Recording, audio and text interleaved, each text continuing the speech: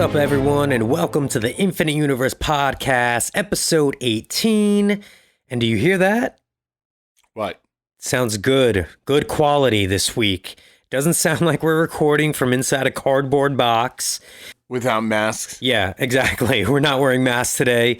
Good news for both of us. COVID Claw over here wasn't infected with COVID-19. No, just the T-virus. And neither was I. In fact, I've actually been tested twice since our last recording, so we're good. Anyway, I am your host and friendly neighborhood DJ, J-Days. Alongside me, my co-host. He used to be a seaman. Now he's going to be our new Dr. Green Thumb. He's our medical pusher. I'm your doctor. When you need, want some coke, have some weed. That's right. It's Ben Pumpkin Claw Metless. What's up, everybody? Applause, applause, applause. And we're recording on a Sunday night, coming off a huge weekend. We had the release of Zack Snyder's The Justice League and the new Disney Plus series from Marvel, Falcon and the Winter Soldier. Ben and I both had a chance to watch these new releases. So in today's episode, we're going to be talking all about our likes and dislikes, possible theories, and other thoughts surrounding these latest comic book adaptations. So Ben, which would you like to start with? I say let's start with Falcon and Winter Soldier. What'd you think of it? Okay, I was very underwhelmed when I watched it. Now, I can't fault it, though, because it is coming right after WandaVision, and WandaVision was so epic, and it's just... Maybe they should have released this before WandaVision. That's what I think. Yeah, I'm in agreement with you on that. I'm going to play devil's advocate and just do double-edged sword here. Okay. And play both sides. I agree with you. WandaVision held the bar so high. We went in knowing a little bit about what the story is, but overall, we were just each and every episode, new twists and turns, new theories, misdirects, and the whole way through it finally paid off into this epic saga. And you know, with that being said, not everything that Marvel releases is going to be Infinity War. No, not everything is going to be Endgame. Not everything is going to be WandaVision. Yeah. I understand that. And you know what? I have to say there were some redeeming things about the show that I really enjoyed. And I want to see the next episode. Yeah. Now, I'm not like... dying to see it. I'm not like WandaVision wanting to see it. It's like just, you were like a heroin fiend waiting for the next fix. If I miss Where's next my Friday, Wanda? I won't be upset. With WandaVision, I purposely made it a point in the morning to watch it. No, I wasn't one of those 3 o'clock in the morning people who are crashing the internet and Disney Plus just to see it.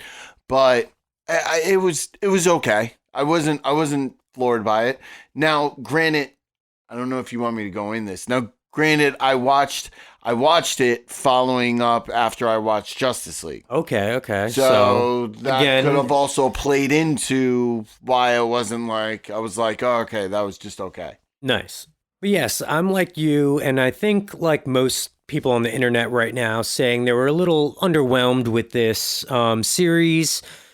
For me, I feel like it's obviously the beginning, you know, like, all right, it didn't blow me away, but also you're right. We just came off of the Thursday night of watching Zack Snyder's The Justice League, a week apart from having a crazy finale in WandaVision.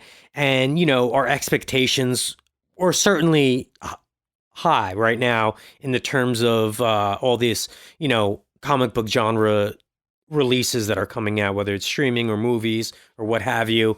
But there was some cool things I enjoyed about the episode. I really loved watching the after effects of like Falcon following the Endgame, and actually Bucky going through PTSD of like 3 or 4 movies worth of like shit happening. Yeah, that was actually cool seeing those flashbacks of Bucky. At first it was confusing to me. I didn't realize it was a flashback. Yeah. And I was like, oh crap, why is this guy going around killing people? And then shortly you see he's having, you know, PTSD. And obviously, I mean, after being a hitman for 70 years or whatever. Brainwashed like Manchurian candidate. you're going to be a little effed up in the head. And then also, like you said, with the way Endgame ended with, Steve Rogers as an old man and, Bucky losing that part of him. He's going through a lot. So I'm sure we're going to see a lot more of that in this series. But I agree again with you, just going back and forth here with the fact that this should have probably been out right after Endgame. This should have been the first thing that we saw because it leads so much into this series. You know what I mean? Yeah. Like, we didn't need that, year and a half or in between Endgame and Falcon Winter Soldier for this story to be told. It kind of seems like, why didn't you give this to us earlier? Because it follows right away, basically. It's really a great follow-up because basically these two characters are the last two characters you see in the movie. Yeah. Like, except for Steve Rogers, because it ends with them saying goodbye to Captain America. He gets the mantle passed on to him. Yeah, Falcon. that also I have a problem with the show, but we'll go into that later. I did like how the terrorist group, the major antagonist of it, they're a group of people who like the way of life was after the snap. Yeah, that was an interesting tidbit. That was actually a great concept because I think we've talked about this before. If you got snapped... If someone you loved got snapped, and then like your wife, and then you got remarried, and then the blip happened again, and they came back, like what happens? Yeah, your spouse was away for several years. Yeah, you remarried, you started to have a whole new family, and then your old family comes back. It's like, whoa, what? Exactly. There's a lot of situations that could go south with the whole bringing everyone back, and they brought that up. Remember when he tries to go get money out of the bank and the guy's like, the banker basically says, I'm sorry, 3.5 million people just show up in the world. And there's only so much that can go around to everyone. Jobs have been relocated. So, of course, there's going to be a group of people who want it to go back the way it was. Yeah. So I like that. That's actually really cool. That banker also made a great point. How did the Avengers make money? Like, obviously not all of them are Tony Stark rich. I kind of wish that's what he said when he was asked, well, how do you guys get paid? And he was like, well, Tony Stark just paid for everything. Yeah. Like that would have, but then I guess you would have made light of the death of like Iron Man. Yeah. But. The intro scene was cool where Falcon was helping the military in a mission and he had to stop the guy before he crossed the border into, was it Lebanon, I think? Yeah, it was a foreign territory. It was a foreign territory that we're not supposed to interfere in their airspace. Yeah. But that was there was a lot of cool action scenes with that, when he's flying around and he's like jumping in and out of like the planes and helicopters and trying to rescue the hostage. That was fun. We see the villain from at the beginning of Captain America Winter Soldier. Yeah, exactly. The leaper guy. So that was kind of cool, and they were flying around in the squirrel suits and stuff. That was actually awesome. Yeah, there were some fun moments in that chase. And again, going back to the Bucky stuff, when he's having those flashbacks or those nightmares, there was a lot of cool moments in those fight scenes too, where he's like, shooting and dodging and jumping around and just being a badass completely. And then also just ruthless and a cold-hearted killer. And then, you see flash forward to him waking up and he's in sweats and seems like this is an ongoing struggle for him. He's dealing with his past memories because remember when Tony Stark says to him in Civil War, do you even remember them? And he goes, I remember all of them. And we're kind of seeing that where he has, because then the underlying plot is he keeps having nightmares about killing this Asian gentleman. Yeah. And then he's friends with an older Asian gentleman. So is that the father of, because so basically remember his picture is in the mantle. And the guys, so he's making friends with a neighbor, I think it is, or someone from the neighborhood. I think it was someone he was supposed to make recompense with and then just became friendly. Because remember he had the list of names of people that he had to. So he kills this guy's son in that flashback scene that we see. The guy. Yeah. And so I guess it was a hotel or something or an apartment building, and there's a guy fumbling around who sees this like slaughter that Bucky, the Winter Soldier, actually just unleashed. And he was just like an innocent bystander. And he's like jiggling his keys, trying to get into his apartment. And after Bucky is done killing the guys he's there sent to kill, he sees a witness and he, without hesitation, really takes another life. Yep. And then in the present, you see Bucky, I guess, befriending the guy's father in a very weird scenario where it's like he has such guilt that he's. Well, at first we don't even know because like he's just chilling with this old guy. And they go to an Asian restaurant, and the guy like calls him out and says like, he's like he's like the grumpy old neighbor because remember he was getting to a fight with the guy for just throwing his trash in the bin, and he's like, "What are you getting angry for?" And like the old man just turns to the attractive woman behind the bar of the restaurant, and he goes, "He wants to ask you out," and like. That was also another funny part was when he went out with her. Yeah. And she goes, "Well, how old are you?" And he's like, "About 106. Yeah. And she thought he was messing with her. And then the comment about, "Well, what's with the gloves?" And he says, like, "I have poor circulation." So, we're starting to see those little comedic moments little by little. But again, I guess it's just, you're waiting for like the big moment, I guess, in every scene. But it's so early, like people need to be a little bit patient. Well, we can't be oversaturated with Easter eggs and stuff. I guess, to be honest with you, between you and I, the one thing I didn't like... And everyone who's listening, I didn't like Sam's storyline. Because the beginning of it is him handing in the shield and them putting it into the museum, quote unquote. Yeah. And then at the end, what do we see? A new Captain America. Yeah, they give him the shield. Now, what I am interested in, and where I think this is going to go, I think it's going to touch on race, because you could see the bank didn't want to give them the loan, him and his sister, and this guy who almost, it seems like, pressured Sam into giving up the mantle. For the museum, the Captain America shield. I didn't see it that way. Maybe he, you couldn't be Captain America. I wouldn't be surprised if this series touches on racial tone. It could be touching on racial tone, which would actually makes more sense to me now that you brought it up, because I didn't think of that. I thought the whole thing was that Sam, because remember the end of Endgame, he goes, "How's it feel?" Captain America says, "How's it feel?" And he goes, "It feels like it belongs to someone else." And Steve goes, "Well, it doesn't. It belongs to you." I think that Sam doesn't think he deserves the mantle of Captain America. He's watched Steve Rogers do it for so long, and Steve is gone, and now he thought, all right, well, if I can't be Captain America, no one should be Captain America. But that's the thing. He got tricked into thinking that almost, it seems. How? I don't remember that. Because that guy who tells him, it belongs in the museum, obviously hands it over to someone else after the fact. Well, I think he thought that he was putting it into the museum. Sam thought that, but I feel like this guy twisted his arm into that pressure of it, using his insecurity against him.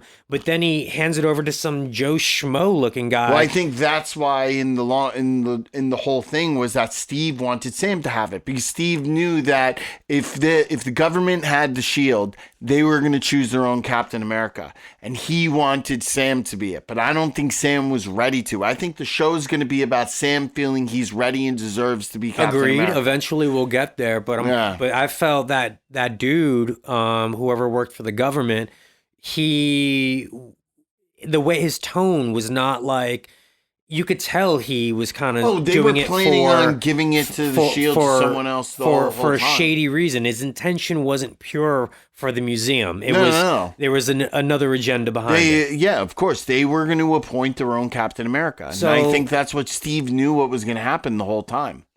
And now we have this Fugazi Captain America, and that's kind of how it ends, the episode, right? I do like how he would kind of look like the anti-Captain America. Looked like a douche. He had those big ears, the big ears, like weird, like his face was not handsome in that mask.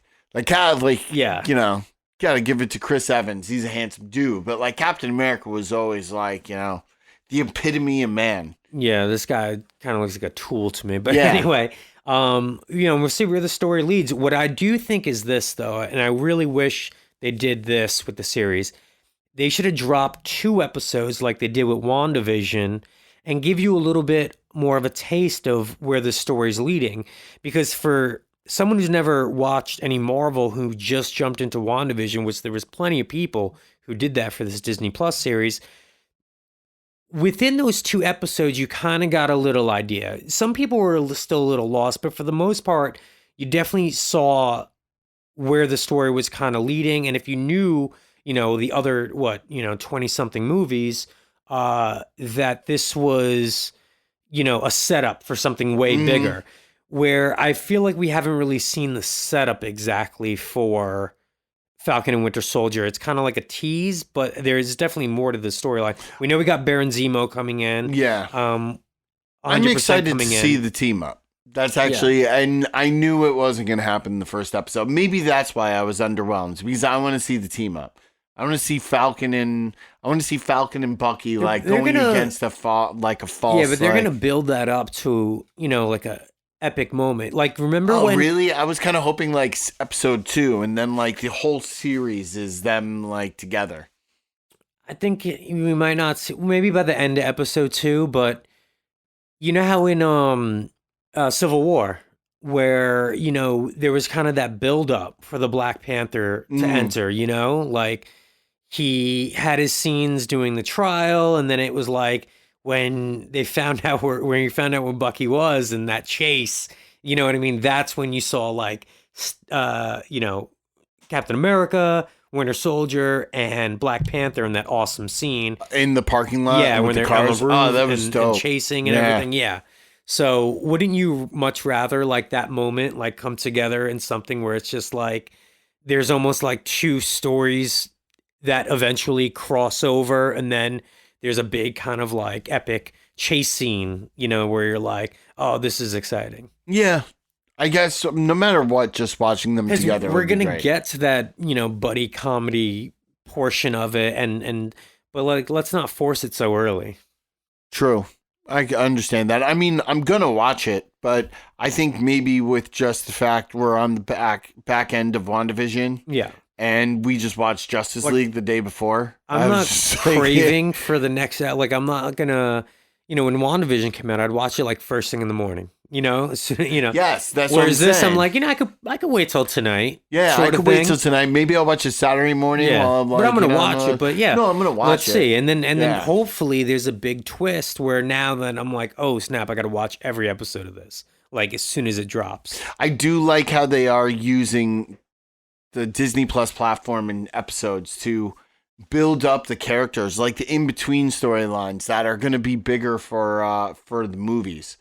Like, I feel like the movies are going to be better off for this because we're getting much more in-depth storylines in the back end that will make... There's like all these subplots that are leading to a bigger plot, and there's more investment into it, so it feels more important. It's it's heavier in tone and atmosphere,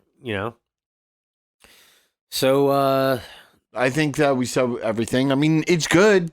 Is it WandaVision? Of course not. I think when Baron Zemo enters into this picture, it's going to get a lot more interesting. I agree. Because wasn't the last time we saw him, wasn't he locked up? He was locked up. So we got to see his escape. Yeah.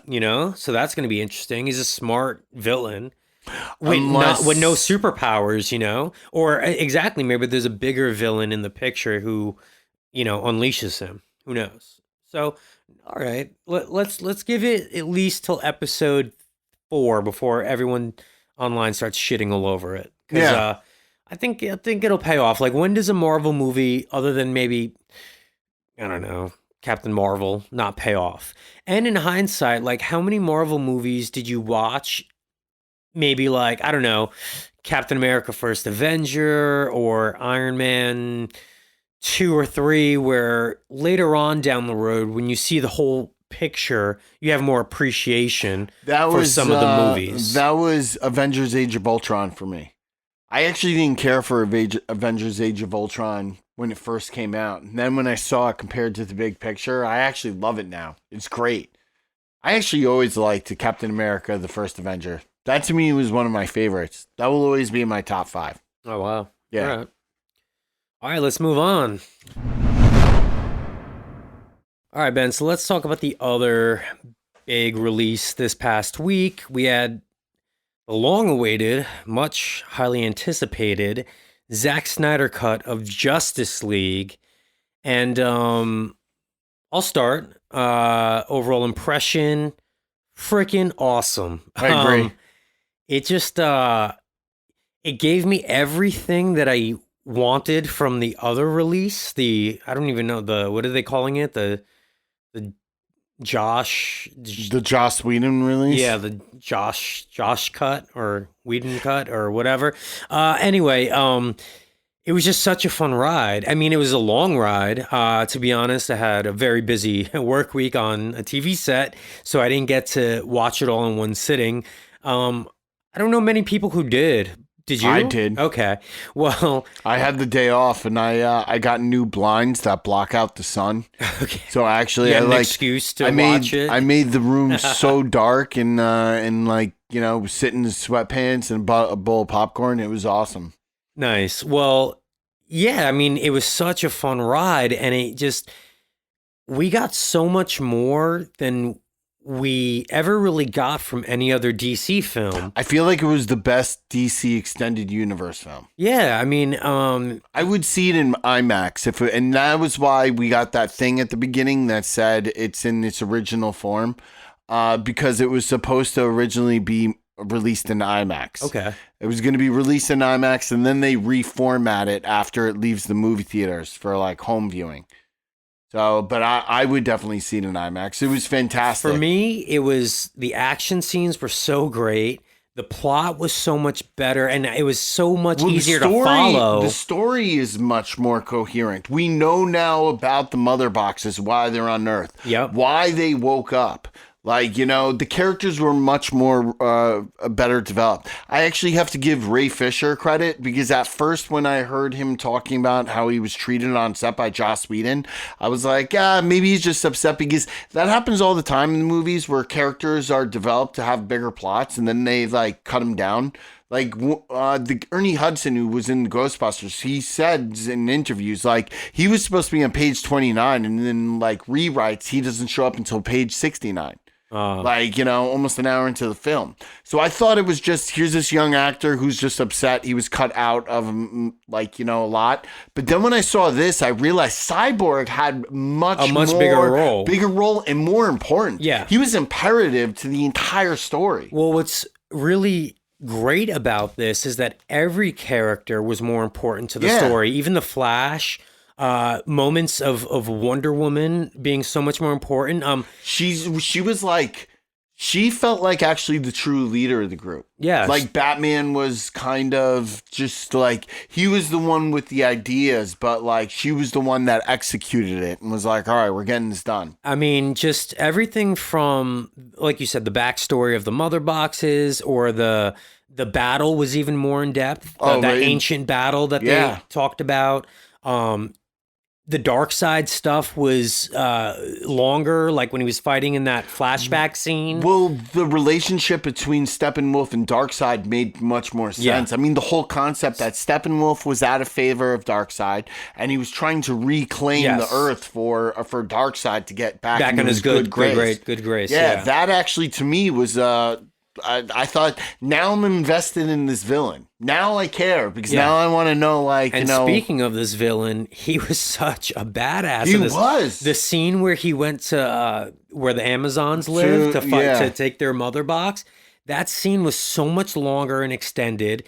When he was like throwing the chicks off the horses and stuff and just battle axing them. And then they bury him in the ground. Yeah. And I like seeing there was a lot more blood in this. If you notice, there was like scenes where you saw people's heads getting like cut off, and I was like, oh, this is pretty awesome now. I have to say, I love the beginning. The beginning actually hooks you. The beginning starts with the death wail of Superman emanating around the entire planet. The entire planet. So like everyone everywhere can hear. And I think that's what wakens up one of the mother boxes. Mother box, yeah. Was the death wail of Superman. And then they go into that explanation, which made more sense. That the mother boxes felt Superman's presence. And when he died is when they started like reawakening and calling out to their master. And it was just, it was a good way to set the tone for the film, where it was like, oh, like there's a loss here. The other movie tried to do that, if you remember. Didn't they start with the funeral? And it was like they would show like the newspaper, like Superman's dead, but it was like a cookie cutter version of what the Zack Snyder cut made us feel for the loss of that character. I felt that the concussion wave of his cry was like very good, kind of like this is something that's reverberating around the world. It's not just like people are upset because a star died. Like, our God died, basically. Exactly. And that whole first, what was it called? Part 1. Every scene just got cooler and more fun and more action packed. That I was like texting you. I'm like, first off, I think the first text I was like, yo, I'm 3 minutes in. This is better than the other one. Yeah. Already. Then 15 minutes in, I'm like, yo, this is fire. 30 minutes in, I'm like, okay, this is going to be fun. I said that to because I think like 5 or 10 minutes in, my wife walks in and she starts watching it. And trust me, she has no desire to watch it. Yeah. And like 10 minutes in, I turned to her and said, this is 10 times better than the other one already. Like, I just started it. Like, the storyline is automatically, because didn't you want to leave? We saw the last of the actual, I remember we saw it in downtown Lower East Side one day. But, and I remember you turned to me and you're like, this kind of sucks. I'm like, you look like you wanted to leave the theater. Yeah. The first one, definitely. Yeah, I felt that. When it was over, I was like, yeah, I didn't really like that at all. Another scene that was just such an improvement, and I know we're kind of just jumping around everywhere, but it is a 4-hour movie. Yeah, so like, that ending scene, that ending battle scene. So, if you remember, I think when the first trailer dropped, when it was still in Zack Snyder's hands, we saw that scene of Aquaman on the Batman's car, and like they have like some banter, and then he jumps off, and then when we saw the Josh version of it, I think they changed that whole ending scene. Oh yeah. I think they cut that whole Aquaman jumping off the car part in that little banter that they had, because I remember like, wait, where was that? But anyway, they cut out a lot of banter, and they actually and they added in some stupid banter too. Yeah. Like, I liked how in this one it didn't start off with him going, Arthur, I heard you talk to fish. Yeah. Like, the whole scene where he takes his shirt off and jumps in the water makes much more sense and isn't like gratuitous. Let's get Jason Momoa's like a shirt off. Like, that whole was like him, because Aquaman was basically telling like Batman to go fuck himself. Yeah. Basically. Let's stick with that scene right now, because there are a few things that I didn't like in this movie. Okay. And here's where one scene comes in, and it's mostly about Aquaman. First, in that scene, this is unbelievable. He doesn't even finish the whiskey in the bottle. There's still at least 2 shots of whiskey in that bottle, right? My second beef with it is that he takes that said bottle and breaks it and throws it into the ocean. And he's supposed to be the protector of the ocean. So glasses, what the fuck, bro? Like, what are you doing? You're polluting. You're not supposed to do that. You're basically Captain Planet of the Sea. Now, again, that scene was just for him to take off his shirt. I'm sure the ladies loved it. Okay. But here's where the beef comes in. Tribal tats. We're still on that. Is this the 90s? Tribal tats. Okay. We're on Jason Momoa's, Jason Momoa, right? Yeah. Jason Momoa is, he's a handsome guy. He's very personable. He'd make a better wrestler. Like, like the acting thing, he's going to be niched into certain parts. Like, like, the brooding beast. Yeah, the broody beast guy. Like, actually, you know what? I have to take that back. He's actually playing an important part in Dune. And I actually watched a segment of him in that, and I'm thinking that he may be actually good in that. So, but you're right. Tribal tats. Okay. And something else I noticed is that Aquaman doesn't swim. He like propels. He like jet propulsions himself. I don't even think his feet move. Anyway, just some things I noticed about that, and doesn't he have like tiny like fins for his skin cells? So his skin cells are merman. Yeah. But most of that was just jokes. I think even his character was better in this. Especially the action scenes when he was fighting Steppenwolf. Yeah. It was awesome, man. Like, he was really, doing damage to him. He impales a couple of his, like, of the fly guys. Yeah. And there was another scene, going back to that ending scene. Well, let's go back to Steppenwolf once he, I guess, lands on Earth. They finally explained, and I don't think they did this in the other version, like why he chose that place. He goes, "Oh, it's toxic. This is great," or something like that. It's I think it was supposed to be Chernobyl too. yeah, right? exactly. Yeah. Like it was definitely like a power plant that was abandoned and a whole town around it, and it was toxic, and it was perfect for releasing the mother boxes or something of that nature, or creating the world that he was trying to create in that atmosphere. Whatever. Again, some of it was just but It did make a lot more sense and it was a lot more constructed. Like they didn't just like, oh, I'm gonna go to this place because it looks good. And there wasn't that terrible scene in the other version with that like random family that's like, being chased by the flying demons or whatever, parademons, and that car scene and Flash has to save them. They took that whole. I knew that was an added scene that wasn't supposed to be there. It was so unnecessary to the whole storyline. And instead, they gave Flash such a bigger, important role in that moment where he had to create that. What is it? He had to use the speed force to jolt the mother box once it touched with. Oh no, we're talking about the ending. Ending, yeah. Yeah, he had to jolt the mother box once Cyborg connected with it, yeah, so he could pull them apart.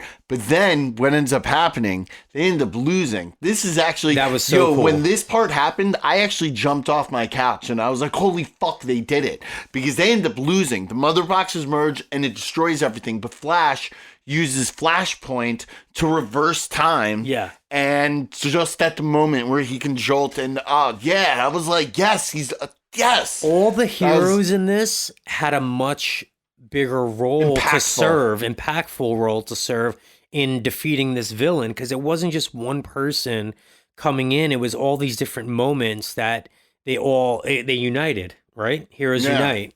So there are two other characters I'm going to talk about that got a much more organized. I'm going to call it organized because this movie was 100 times more organized than last one.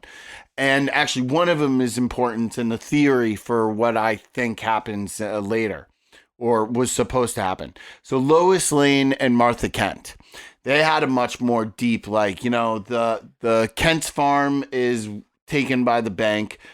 Martha Kent goes and sees Lois Lane, who every day brings a cup of coffee for the cop watching, the Superman memorial. And then I like leaves that scene too. That she every day he goes, "You're here again," or "I thought you were gonna miss today," or something. And she goes every day to mourn her love. And Martha Kent has a talk with her about you have to, because they tried to do it in the last one and it just didn't work. Yeah, because the world is mourning Superman, right? But what Martha Kent says is we're not only mourning Superman, we're also mourning Clark Kent. Yes. And no one knows Clark Kent. She goes, everyone thinks they know Superman, but we actually know Clark Kent. And when she went to visit the grave, he wasn't even in that grave. No. Right? He was buried in oh no, that was his grave. Wasn't that where they dug him up? I thought did the government have his body? No, because the Justice League dug him up. Oh, remember? Yes. Okay. Yeah. I think they did that in the other Joss Whedon one, but I don't remember. Yeah, it's fuzzy to me too. But anyway, but then it turned out that the mother in the next scene wasn't even the mother, it was Martian Manhunter. It was Martian Manhunter. Which was awesome too, that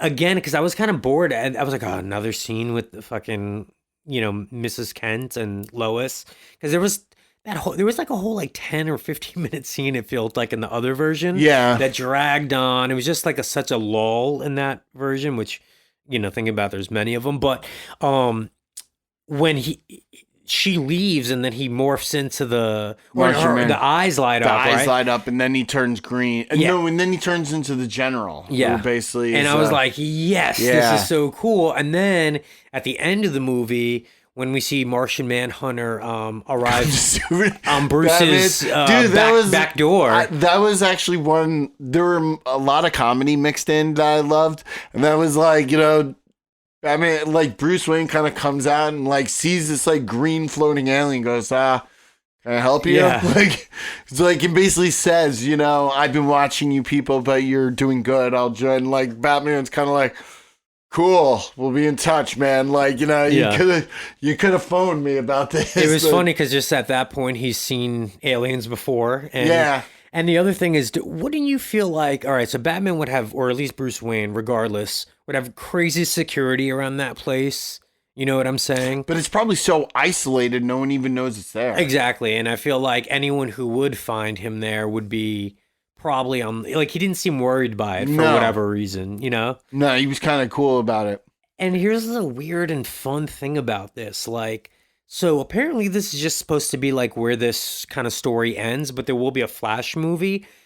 But then they weren't really going to do much after that. Like, I think the reaction that they're getting from this, why wouldn't they do more with this? Because maybe the actors don't want to do it, but there's a lot to jump from this point. I think if Warner Brothers is going to take anything from this whole Zack Snyder cut thing, is start giving your directors money and allow them to direct. Stop getting involved too much in the creative process. Just give them the story, give them the concept, and just let them direct. Because remember, we used to always say they micromanage their directors, try to cut, add, have stuff put in. And they, like Joss Whedon, allowed that to happen. But this one, they kind of just threw money at Zack Snyder and was like, fine, go finish your movie. Yeah, it kind of seemed like he almost kept saying, hey, I need more. I need more. I need more. But at the end of the day, like, the product was so much better than what was delivered before. So, like, maybe it's just Zack Snyder. I would pay. I'd pay $18, $19 to go see this in IMAX. Yeah, for sure. If they did like 2.5 hours straight, get a 15-minute intermission, and then finish the other hour and a half, like, yeah, I would definitely see it. There was what another part I liked that they cut. So do you remember in the other one when Flash comes through the screen at Bruce and says the key is they cut that scene, but they referenced it, right? So they cut the scene out, but Bruce, and I thought it was much more impactful actually the way they did it. Bruce was explaining the dream to Diana. Like, and I thought, because I remember that part and I'm like, that's interesting. And Diana goes, well, she was the key. She was the one that brought his memory back. And he goes, no, I have a feeling it's a little bit more sinister. And we saw that prophecy at the end in the post-apocalyptic. Before we get into that, because I do want to talk about that, it was also great how the Aquaman underwater scenes and the Diana getting the alert from that the arrow, the flaming arrow. That made a lot more sense. It all made a lot more sense. And also, like, so with the Aquaman scenes, so that took place before the Aquaman movie, but the way that they referenced things was like they connected the future, what was going to happen in the movie, to what was going on there, because they referenced the stepbrother more, and why he doesn't want to take the mantle, and his mother's trident, and all of that stuff. So that was really cool to me. I love that. Came and saw him, and like kind of. Yeah, like it was just they filled in all those gaps. And then again with Diana going through that temple and seeing like the prophecy written on the wall, and she had like a better idea of like the puzzle piece of this story of what was going to happen.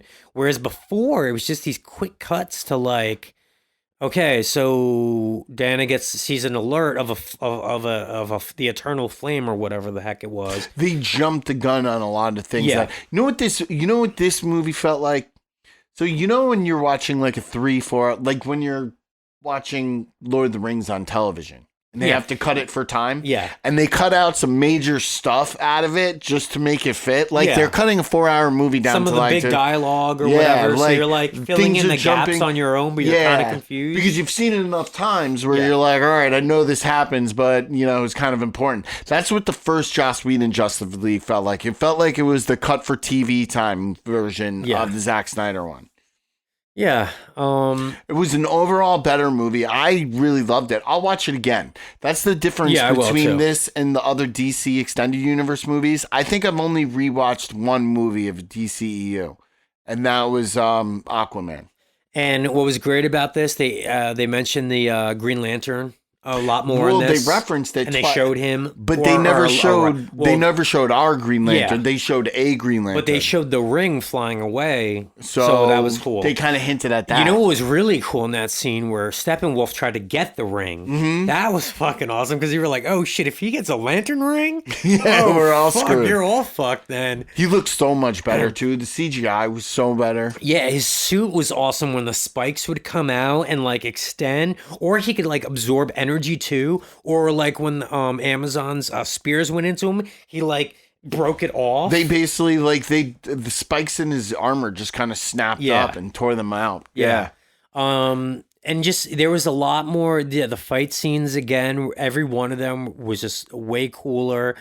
There was a couple more scenes with Commissioner Gordon that was funny.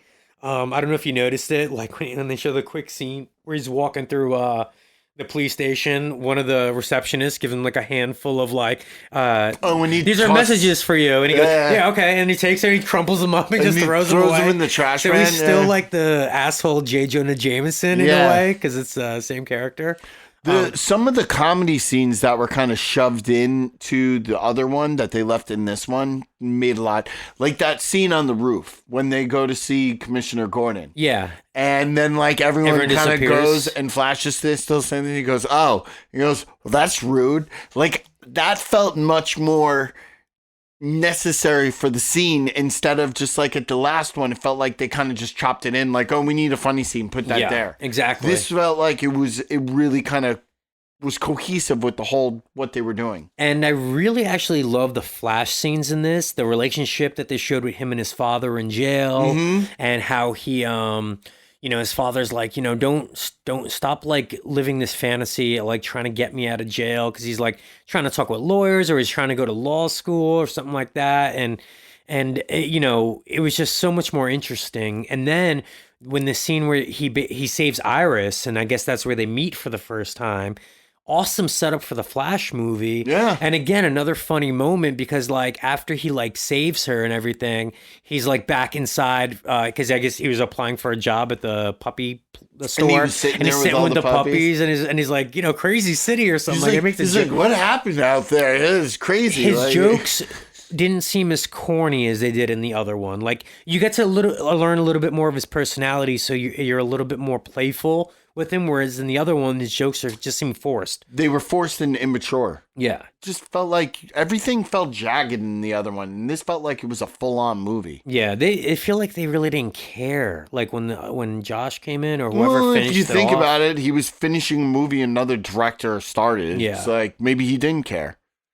Maybe, but I have to say with Ray Fisher, like, they should. If I was Warner Brothers, I would definitely go investigate now the claims by him, because from watching this movie and then seeing what you got before, you can see honestly he was cut out of. Yeah, and maybe they I don't think they filmed like maybe a lot of his scenes. I don't know how much they filmed for this new one. Like I don't know, because some of his scenes, all the cybernetic scenes, seem like it was like newer. I don't know. They definitely changed his outfit. Yeah, so. I don't know if those are scenes already, that they had already, or they cut new ones. But it was definitely so much better for the storyline. His story was so much more like we learned about the fact that he was in an accident with his mother, and like his mother died. His father was a scientist, and he didn't know he had his abilities at first. Like he knew he had some, but then he didn't realize he was basically his father was like, "Yeah, you control all of us. Yeah, you control everything." That wasn't explained. The movie just like showed him being his dad, putting him with the motherboard. Wasn't he a part motherboard in the other one? Like yeah, and I love the scene where like there was the mother who got evicted, and she went to it was the same woman who goes to the ATM and trying to take money out, and she has $100,000 in the bank and then it starts like flying out, and it's just like it was just cool to see him. I think they did that in the other one, but they didn't explain the mother being evicted or whatever that quick cut scene was.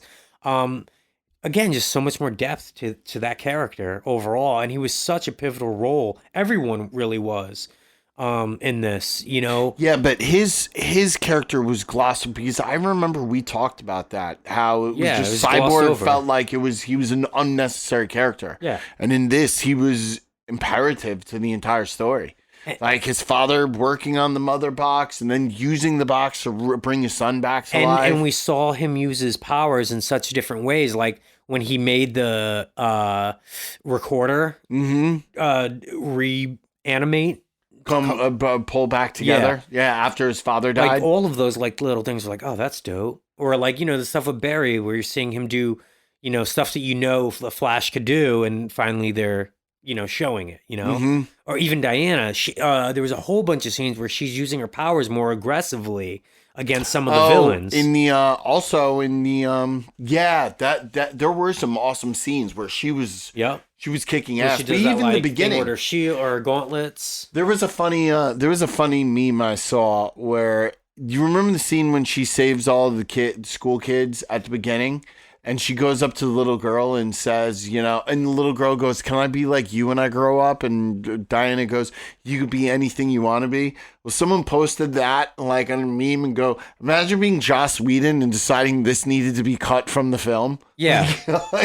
Well, that whole scene though was so much more in depth. The battle with the guys with the guns. First of all, I think they were cursing at the kids in this. They definitely dropped F-bombs and stuff.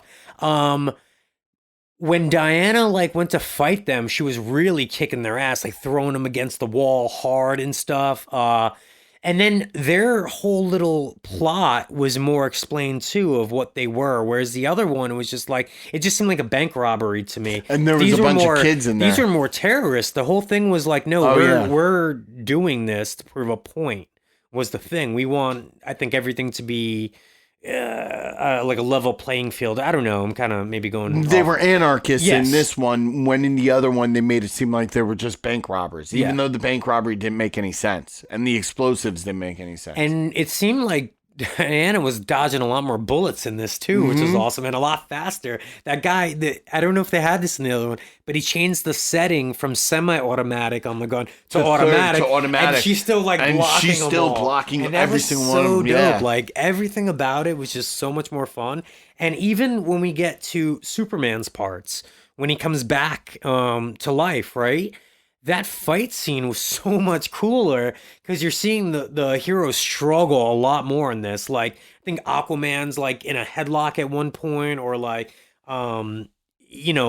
punches that he's throwing are a lot harder, and he just seemed more badass. Like you were actually afraid he's gonna hurt these other heroes. Well, even the whole moment of bringing Superman back made a lot more sense. That was really more explained. Yeah. They just kind of take his body, put him in the Genesis pool, and then throw the cube in there, and that was it. But they went into the whole thing where Flash had to give it a jolt, and then the computer was warning them. Yeah. And I think that was added in where it was don't do this. I'm telling you, don't do this. And then that was really cool. And then at that moment, right before Superman comes back and Flash, Cyborg has a vision. And Cyborg sees a vision of basically Superman, destroying everything, kneeling, and Darkseid is kind of grabbing him he's a contemporary. Yeah. So meaning that Superman was going to join Darkseid. So let's talk a little bit about Darkseid. Again, we had him in that ancient flashback where he's fighting the gods and the Amazons and the sea people. But then we also have his side henchman that was playing his right-hand man, and he was the one kind of really communicating to Ka-Ed? Something like that, yeah. Who was really communicating to Steppenwolf, saying all right, I'll let Darkseid know, and this is good, but don't fail, sort of thing. So there was that fun dynamic that he was like, yo, you fucked up, bro, and Darkseid's pissed at you. You're on and that was completely not in the other movie. No. This actually made it you but you were interested now in the villain. Yeah, exactly. Whereas before he was just he just kind of showed up. Yeah. And we're well, who is this guy? You're not even explaining to us who he is. So then at the end though, when they cut off Oh, his arm? No, I was going to his say horn.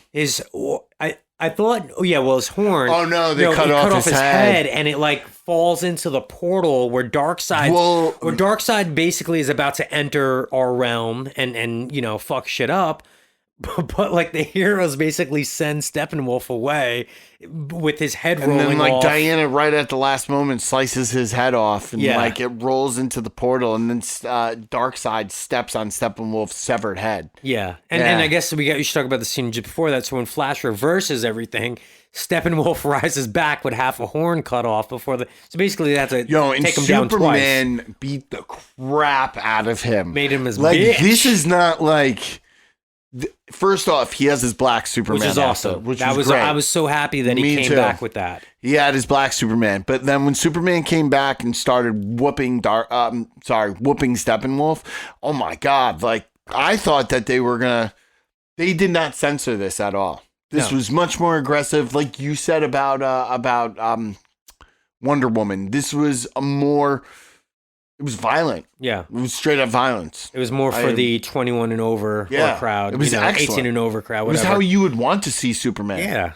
And it's, again, how we've seen, with movies like Deadpool and stuff like that, where, that R rating makes certain movies a lot better. Because otherwise, you're kind of like, this is cute, but this wasn't badass. No, this was badass. The characters were badass in this. Yeah. There was also what I noticed about the Superman scenes where we didn't see that horrible CGI. So I'm wondering where all these scenes filmed originally. And then, because remember in the other one, Henry Cavill had to come back in, but he had a mustache for a role in another movie he had that he couldn't shave. It was in Mission Impossible. Was that what it was? Yeah. So he couldn't shave the mustache. So they CGI'd it out, and Superman's lip looked weird in all those scenes, whereas this one definitely wasn't that. So I'm wondering, were these old scenes and they, just reused I heard them? Henry Cavill did come back for a few scenes, but I don't think they need which him. scenes or which actors came back, because I'd be really interested in that. Maybe we should learning which was I'll get back to you guys on that. I'm gonna go back and see, because it would be fascinating to know what scenes were new and what scenes were actually left on the cutting room floor. Yeah, and this played out more like almost like a soap opera, Mm-hmm. where there was multi parts. I liked the chapters. I thought the chapters worked really well. They were really entertaining, and what was really good about it gave you points where you could stop the film if you wanted to, and then pick up and not be like, oh, kind of like stuck in the middle of something. Mm-hmm. It kind of like there were chapters. And then I guess the finale is the epilogue, right?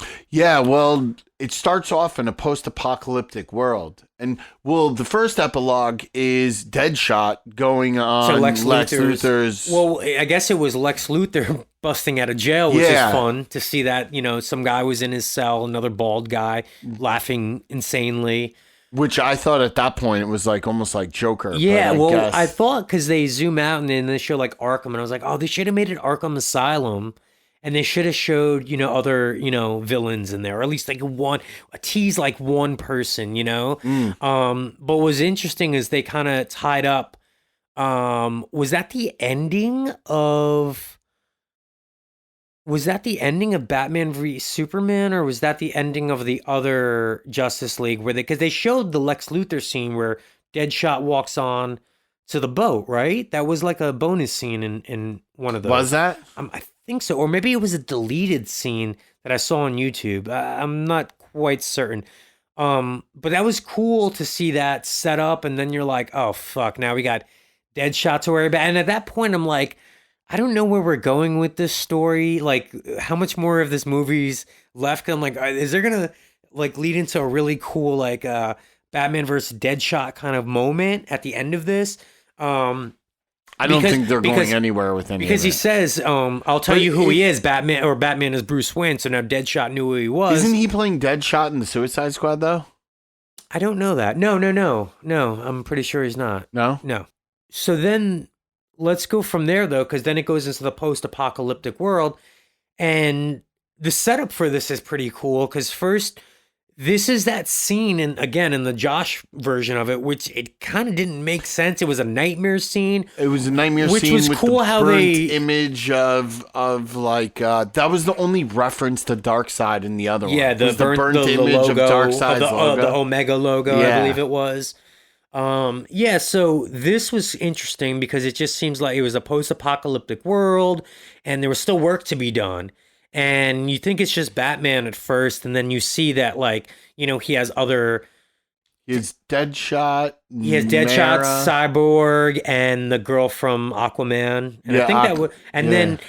then, so then you're like, oh, this is dope. Where is this leading? And then I think we see Darkseid down there in the bottom of that pit, right? He's down there. No, I thought they were looking at a city. They were, but I think there were- was a scene. I could be wrong. I thought there was a scene before they showed them. It was like Darkseid with his minions, those parademons. I could be wrong about that.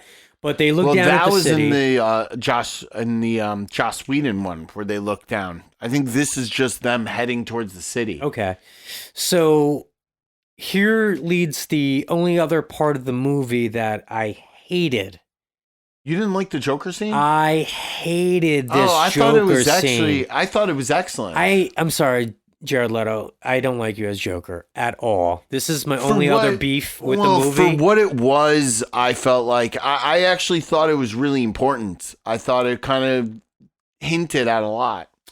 I think for me, I'm going to disagree. It was unnecessary. I hate his voice as the Joker that he uses. I hate his laugh even more. It's not like any other freaking Joker that, like, even freaking the, Adam West, corny, 70s, 80s That's Cesar Milan. Joker had a Yeah. way better laugh, and that's. I don't know. I actually liked it. I think so. The whole speech that Joker gives to Batman to me was because basically what he says to Batman, and he insinuates that something was going to happen to Lois Lane, Yeah. and Batman sent Robin to fix it, and which led to not only Robin's death but Lois Lane's death, which then sparked the whole thing of Superman joining Darkseid when he arrived. Pause there, because I didn't know I didn't know Robin was. I know that something happened to Lois Lane, which that's what sent Superman off, and I thought Joker was just referencing that he also, like, he had killed Robin previously, and but Batman had to work with him in this moment.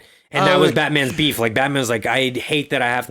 He actually says, what did he say? Like, I'm like, I could fucking kill you right now or something like that. And I was like, oh, that's dope. We had never heard Batman curse, I don't think. I know we didn't. Right, but that was the first time. I guess I when I was listening to it, I just thought that he was You could be referencing right. Robin dying, and because he said, "Why'd you send a boy to do a man's job?" And then he said, how many multiverses do you how many multiverses are you alive because you're too much of a coward to die? Like, basically, like, you have so many so many people die around you, and yet you are always the one that survives, which means you're sending these people to your death, and you're never, What I But really, you could be right too. What I guess. really liked about it, though, it went back to that moment in Batman v Superman where Batman's looking at the that shrine or the suit of Robin that says laughs on me. and ha ha ha and whatever. So you're right. It could be a Joker just referencing that he killed Robin, and that this is basically what's left of that can maybe defeat this guy. So you're forced to join with me to work with me. So that's your dilemma, is that, like, you need me as much as I need you, or something like that. And that's always something that these two characters play on. And that was cool. Yeah, they're the yin and the yang. But I don't ever want to see Jared Leto as Joker. You probably won't have to. I really think this is the it for DC Extended Universe. They told us we're getting this, and that's it. But We're probably going to get another Wonder Woman, though, if it's a way to go out, though, that's a perfect way to end. I thought it was a great movie. I would watch it again. Yeah. I'd even buy it. Like, one part I loved was the dynamic between Superman and Batman too at the end. Like, remember when Martha Kent is moving back into the farm, and Clark goes up to Bruce and Oh, says, yeah. you know, how'd you get the bank to give us back the house? And he goes, I bought the bank. Yeah. Like, you know, it was great. I think They felt more like friends in Yeah. this one than they did in any of the well, others. and what was great about it, because the way Batman vs Superman ends is there were enemies throughout it, and then worked together at the end, but ultimately leading to Superman's death. And in this one, they unite. But then what also was cool is that they showed where this is leading up, where uh, Batman or Bruce Wayne created the Hall of Justice, Yes. where Wonder Woman's like, Yes. he goes, there's what did he say? There's 6 chairs, and then it's big enough for 6 chairs, but Wonder Woman says, but room for more, but and then room for Bruce more. says, but room for more. Yeah. And I love that. And again, that's why I'm like, yo, why don't end with this? Keep it fucking going, because now this is just the springboard for where you can really jump off with this. It took this movie to connect all the other movies that DC was trying to play catch up with Marvel, I feel, where the whole time like DC was like, I just feel like they were like racing to keep up with Marvel, but Marvel was more thought out. And this was kind of like the glue of all those other DC movies. And now from this point on, fans are like, all right, now we're really invested. You got us back. Why not continue? Because they're making a Flash. I'm pretty sure they're making a Wonder Woman. They're making Aquaman 2, right? They've been talking about making Aquaman 2 for a while. So, they just, I guess, we know they have the Batman coming out, but I don't see that fitting into this universe. I think that's its own. But why can't we have 2 universes going on at one time? Well, they mentioned the multiverse in this. Yeah. So actually, they could do right now what the Marvel has been trying to work into for a while. And now. what if you do it like this, where it's in the future? Diana doesn't age fast. Aquaman doesn't age fast. And again, I'm pretty sure Flash ages, but maybe differently. Why don't they all stay the same? But Batman's the only one who ages, and it's Michael Keaton as that Batman, kind of just playing like a father figure role to these other heroes, and then introducing, obviously new heroes. You could do that, and I'd be up for it. I wish they would, involve the Flashpoint idea. It would be cool if they did Flashpoint and Michael Keaton plays Thomas Wayne. And that's where that goes. He plays actually Batman's father. In the Flashpoint where Flashpoint, Thomas Wayne was Batman rather than Bruce Wayne. Bruce is the one who died and not the father and mother. Mm-hmm. Well, we got we'll see. A year. We got over a year. It would be smart of them to use this as a jump off point for a whole new universe. And it would be very good if they did. But I think they're kind of distancing themselves from it. They're looking at it as like something that's a mistake for them. And that's why, and I said in the previous podcast, it says Zack Snyder's Justice League. Yeah. Because they look as if the last one was their Justice League, and this one is... Well, the last one sucked, and this one was good, yeah. So... This one can make them money. As I said before, put it in IMAX. I'll pay $17 to go see it in IMAX. That's what I want to know. I want to know what the HBO Max subscribers were like for this, because I'm sure a bunch of people joined if they haven't been already. I've been enjoying a lot of stuff on HBO Max. Doom Patrol is another DC show. Really freaking good. I'm loving that. But yeah, also here's my other question. Do you think that this is like the path that a lot of these studios are going to start taking now, these series releases or streaming releases rather, or maybe even series like, WandaVision was so successful. Is this the path? Because you can tell the stories much more in depth. I think so. Fans are loving this format. I think we're going to see a wave of series above movies. We're seeing it already. Resident Evil, I think, is going to be a series. It all started with Stranger Things. I really think Stranger Things started this whole movement of streaming series. Yeah. Well, let's see what happens down the road. I'm excited for, the potential, what DC can do. I feel like they're starting to get their footing. I liked Shazam. I thought that was pretty good. Wonder Woman 84, I dug. I know that was mixed reviews for some people. But Zack Snyder's Justice League, to me, 2 thumbs up. Absolutely. Warner Brothers, take a note from this. Stop micromanaging your films. If you're going to make a movie, give your director money, tell them what the story is, and allow him to create that story. Don't micromanage and get too involved in the creative process, because that's how we get duds before. That's why this was so good, was because Zack Snyder was allowed to make the movie he wanted to make. And he's proven to us once again that he can make a good movie.